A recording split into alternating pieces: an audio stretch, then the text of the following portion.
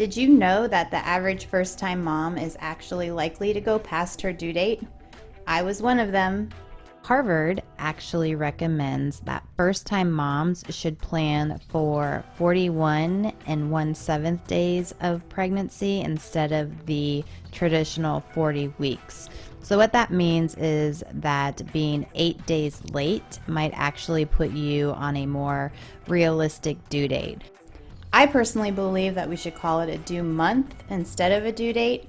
According to the Mayo Clinic, your due date is simply a calculated estimate of when your baby will be 40 weeks, and not the date of when your baby will arrive.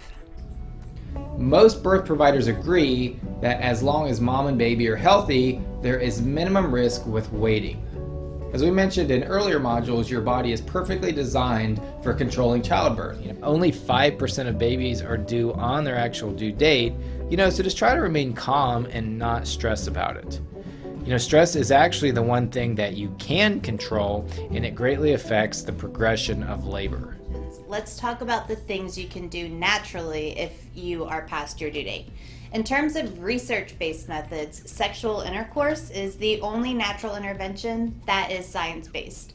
Sex increases your body's oxytocin levels, remember that feel-good hormone, which helps with dilation. So why not try to get baby out the same way baby was made?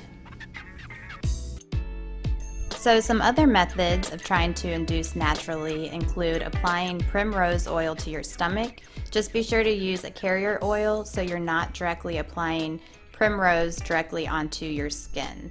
There's also acupuncture, chiropractic care, nipple stimulation, as well as walking, bouncing on an exercise ball, and forward leaning inversion. So if you're coming up towards the end of your pregnancy, you can start incorporating different foods and drinks to try to get baby out in a timely fashion. Perhaps you've heard that myth that spicy foods can help induce labor. I have kind of a funny story to go along with that. We actually have a local restaurant here in town that has a buffalo chicken pizza, so just a pizza with hot sauce on it. And over the last several years, over 85 women have gone into labor after eating this pizza within hours or a day.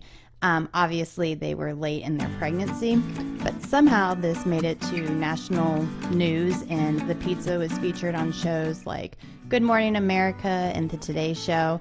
I personally went and ate the pizza when I was 9 months pregnant and went into labor 4 days later.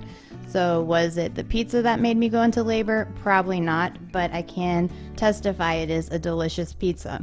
If you want something with a little more science behind it, science shows that the consumption of dates can significantly reduce the need for induction. So you'll want to start eating around 4 to 6 dates a day in the last month of your pregnancy. You can also try drinking red raspberry leaf tea. This is also great for healthy uterine health as well. And you'll want to start drinking that right around 32 weeks of pregnancy. So although it doesn't hurt to try any of these natural induction techniques, statistics show that individually all of these techniques only play a small role in inducing labor. At the end of the day, the two techniques that have the highest success rate in initiating labor include waiting and letting labor come naturally, or being medically induced with Pitocin.